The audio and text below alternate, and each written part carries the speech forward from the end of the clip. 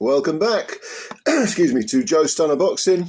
Terri Harper retained her WBO lightweight title against Germany's Natalie Zimmermann.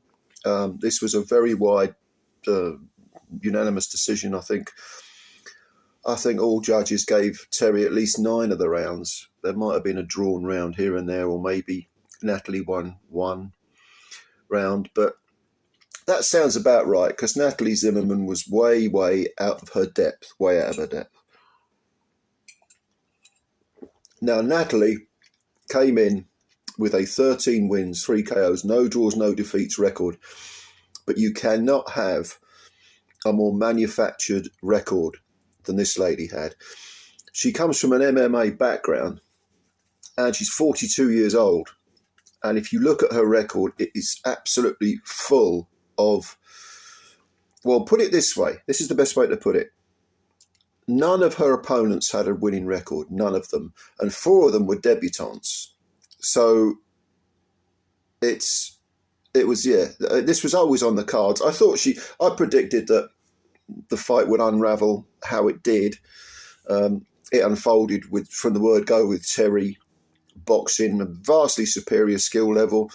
Natalie coming forward, hands high, trying to get in close, very clumsy footwork, throwing a lot of big punches from a high guard, but none of them really landing. Terri just used her feet, box.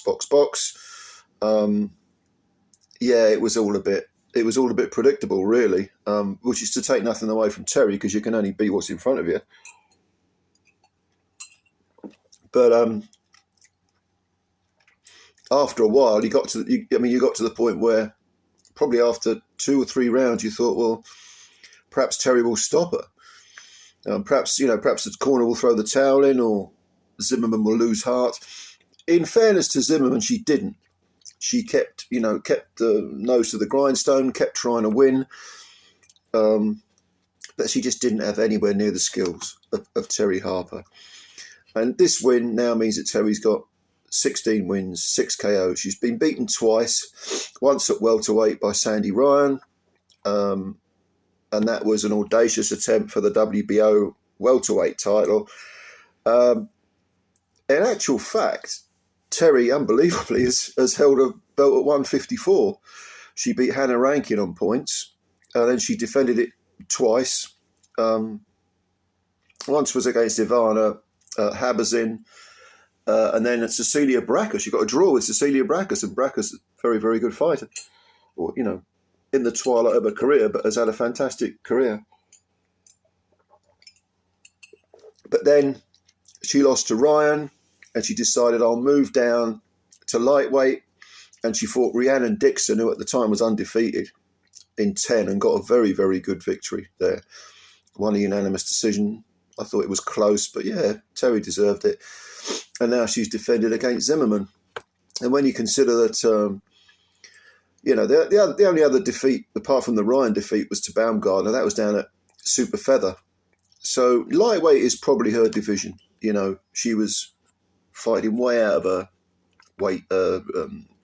weight division, and managed to pick up a belt. It was a sort of experiment, if you like. But now she's found her division, which is lightweight. She's now got options of possibly fighting Beatrice Herrera, who's one of the other champs, but more likely will be Caroline Dubois. And there have been words between Terri and Caroline Dubois. Terri she's not really a trash talker. She comes across as being just a really sort of nice, down-to-earth Donny lass. And yeah, I think she's from Doncaster, isn't she? Or she was born there or something, I think I read, but I don't know where she lives now. I think she's just a Yorkshire lass, down-to-earth Yorkshire lass. Really nice girl. Natalie Zimmermann, again, 42 years old, which, is 14 years older than Terri Harper. What are her options? You just never know in the women's game, because there isn't a great deal of depth in the talent. But you can't fault Zimmermann's effort, and certainly in the last round, her determination was very, very obvious, because there was a clash of heads.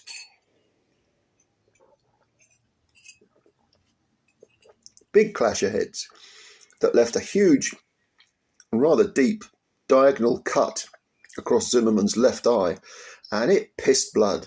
I mean, it was like a tap, you know, and her face instantly was a mask of blood. And the doctor wiped her face off, looked at the cut. There was only about 90 seconds in the final round left, because these are 2-minute rounds, of course. So the doc let it go. Steve Gray, the ref, let it go. And she got to the end. But that was a nasty cut. That's going to need some serious stitches. So you can't fault her effort. And from an MMA background, I mean, you would expect she'd have a bit of bottle about her, because those MMA fighters, I mean, if you haven't got the toughness, you're wasting your time in that game. But yeah, you never know. She might come back, and if she's got the right promotional push in Germany, they'll get her another vacant title shot maybe, or something along those lines. But at the moment, it's Terri Harper, Beatrice Ferreira and Caroline Dubois who are leading the lightweight charge. Wouldn't surprise me if both Beatrice and Caroline had a bit too much for Terri. But Terri's a nice, tidy boxer. She doesn't soak up punishment very well. You know, not that she's chinny, it's just that I think she tends to lose a bit of heart if the going gets tough, which sounds a little harsh on Terri, but I just get the feeling the physicality of both Ferreira and Dubois might be a bit too imposing on Terri. But I could be wrong. I'm not knocking Terri Harper, don't get me wrong. I'm just giving an overall opinion here, my impressions. And as we've said, sometimes you learn from those defeats, and it toughens you up. So big up Terri Harper. I mean, very good. She's having a very good career. I mean, she got the draw with Brackus. She got the draw with Natasha Jonas back down at Super Feather back in 2020. She's had a couple of defeats. There's been ups and downs, but she's fought some really good women, some really tough fighters. And whereas she hasn't always won, she has beaten some of them. So well done, Terri Harper. Still the WBO lightweight champ. Tell me what you think of the fight if you saw it. Comments below, of course, as usual. And if you like the video, hit the like button and subscribe to the channel if you're new. Much appreciated. All your support's always appreciated. And I'll speak to you soon. Bye for now.